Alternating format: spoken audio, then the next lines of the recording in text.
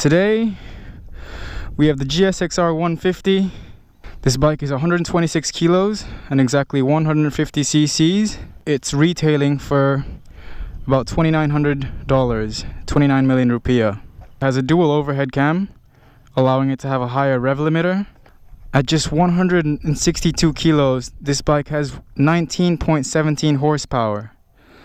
So the horsepower to weight ratio is pretty damn nice. One of its main features, if you guys haven't heard, is the keyless ignition system, which is a pretty, not only is it pretty, you know, it's cool because it's new technology, but it's also a great anti-theft system because I can only turn this bike on if this thing is a meter away from the bike, and let's just put it about 2 meters away so I can't turn it on. That's about two meters, yeah, 2.5 meters. I'm gonna try and turn it on. Can't turn it on. And if thieves think that this might be the keys and they'll just try and force it, it just spins, you know, it just doesn't. Thieves are just gonna be like, what is going on?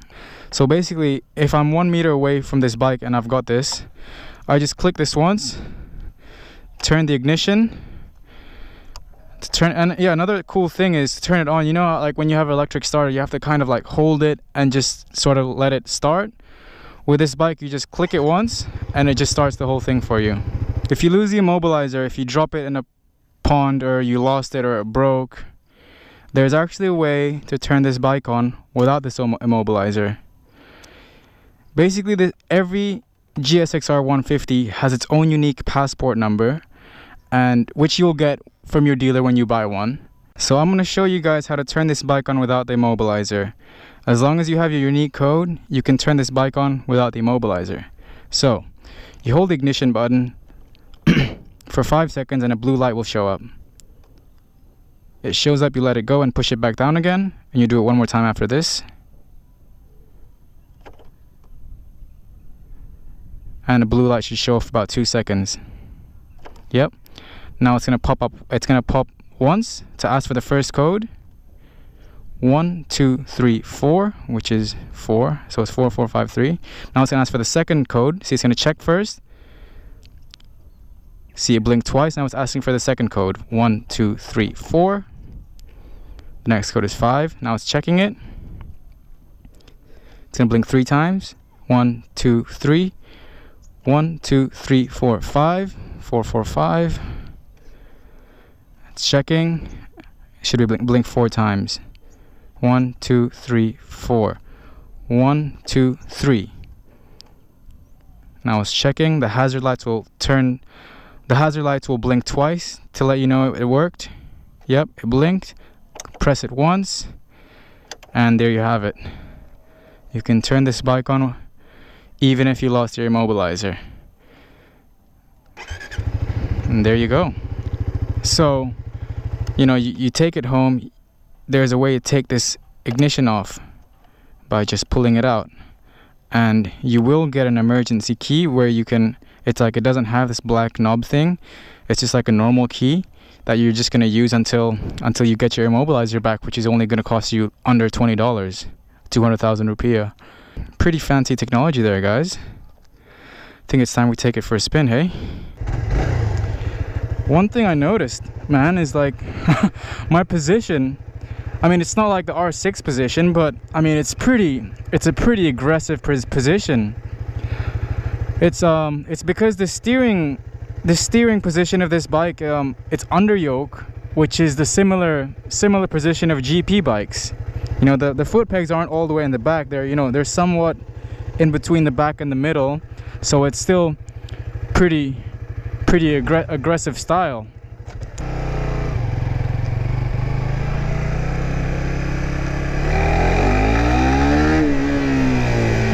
It's got a nice amount of engine brake. My back is slightly arched forward. Well, it's very arched forward. So, you know, if your body position is positioned like that, you're a lot more confident with the bike, with turning, with, you know, engine braking and braking hard and everything. You know, it makes going fast a lot more comfortable.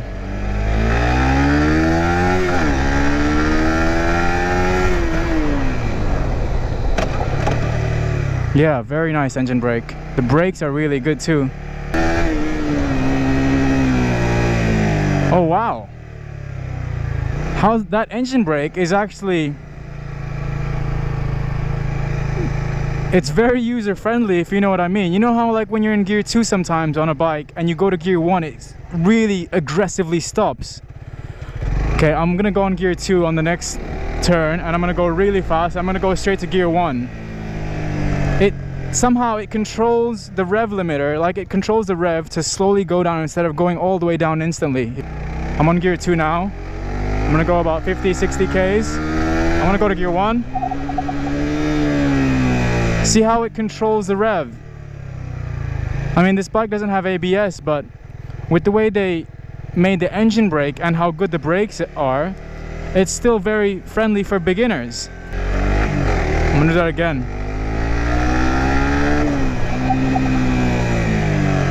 Man, this bike is, I mean, I'm quite impressed. For 29 million, you know, roughly $2,900 Australian, you get, you know, it's quite a bang for the buck here, guys. You can't deny that at all. This bike can actually go up to 13,000 revs. You know, the official horsepower on the site is 19.17, but that's at 11,000 revs. So at 13,000, it's probably a couple more. I mean, for a 150cc motorcycle, this thing definitely has a bite. Seriously. I mean, this bike is not gonna take you to 0 to 100 in like 2 seconds, but guys, the value for money here is insane. Absolute control, guys. This is amazing.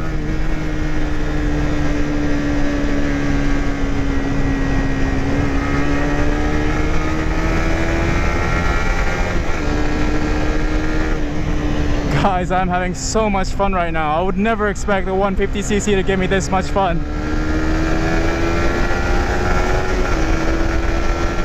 The only issue I would have with this bike is of just underestimating it too much, because I feel like I have too much control. You know, the brakes are amazing. I would just go way too hard and maybe end up crashing it.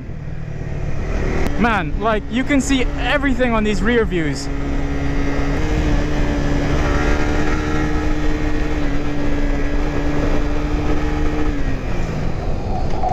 Oh my fucking god, you fucking retard, dude. You fucking... I used my back brake and that sort of let me slid to the left side a bit, and I somehow dodged him. Barely. Fucking barely. What a guy. I have to take it easy for a couple minutes and just... my heart is still beating so quickly right now. Oh my god, dude.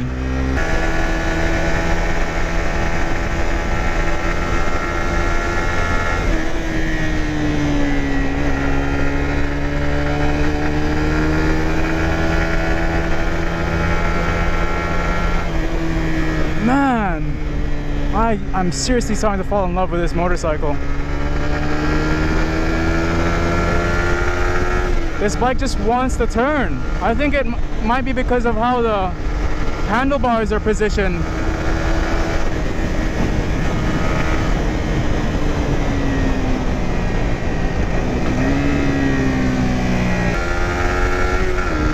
Just an absolute amazing day today. I honestly can't believe I'm having this much fun on a 150cc.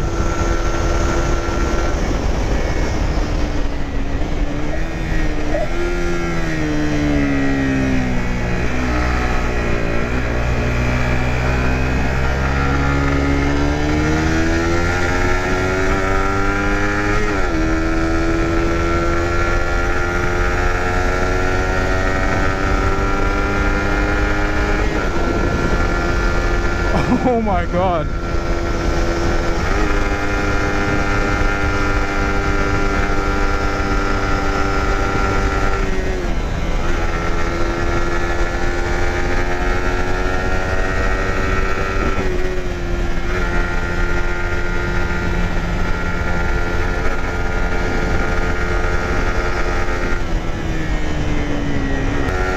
just an absolute beauty of a machine. I'm not even kidding, guys.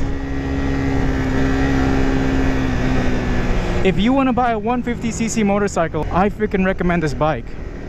I mean, if you're a beginner and you haven't ridden motorcycles before, you should probably start on this thing, especially if you want to take it to the track. I honestly can't say anything negative. The only one thing is you probably can't do a wheelie. I probably can't even confirm that because I haven't even tried, and I'm not going to because I've never wheelied on a sport bike before, and I'm not sure if I'm going to. I'll wheelie on a supermoto or on a dirt bike, but I can't be comfortable doing a wheelie on a sport bike. My wrists are starting to get a little bit uncomfortable, but that's also because I forgot to put less pressure on my wrists and put it on my abdomens. That's a good habit to follow, guys, when you're riding a aggressive styled motorcycle or a sport bike. Really, like, because you're putting so much weight on your hands, so basically your wrists. You want to put less on your wrist and more on your abdomen, so it's kind of doing like mini planks. So I forgot to do that, and that's why my wrists are, I mean, they're not hurting yet, but I'm starting to feel that it's kind of aching. Oh yeah, guys, I forgot to mention, there's basically two riding positions on this bike. If you put your butt further back, you're way more in the bike, and there's the passenger seat stops you from going back, so you're pretty, and you use your legs to grab onto the fuel tank, so you're pretty like planted on the bike. You're not going to go anywhere, you're not going to shake anywhere, so it's a pretty nice racing position.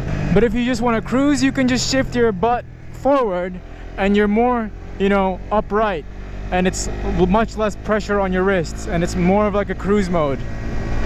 So yeah, that's one thing to take note of. We'll take this thing for one drag test, and that'll be it for the video.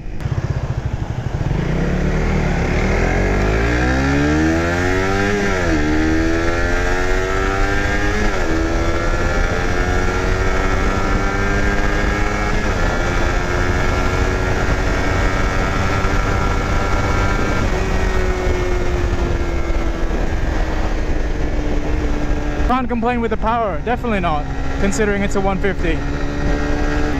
I'm pretty sure I covered everything I can, or everything that there is to cover with this bike. I mean, I'm not going to cover every single detail of the engine, but if you have any questions, just comment in the comment section. Yeah, I hope you guys enjoyed this review. If you liked it, please give it a comment, please share it, please like it. If you haven't subscribed, please subscribe. And I will be making a lot of content for you guys, so stay tuned. Thanks for watching, guys. I really appreciate it. Peace.